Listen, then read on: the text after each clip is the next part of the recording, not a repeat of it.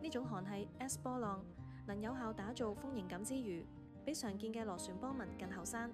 但唔少人怕每層頭髮嘅波浪有落差，怕亂，睇鏡檢視弧度，權衡下一個絲響邊度開始，用手指瞄一瞄大約最凹嘅位置，再瞄一瞄轉彎位置。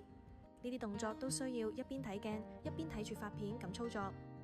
唔好以為轉動就令波浪更突出，正好啱啱相反。手腕唔應該轉動啊！轉動後，髮片只會左右攤開，係平面嘅 S 紋理，冇凹凸。動作上，除咗做突波浪向自耳拉，做凹波浪時向下壓之外，中間仲要拉直，做凹凸之間嘅緩衝。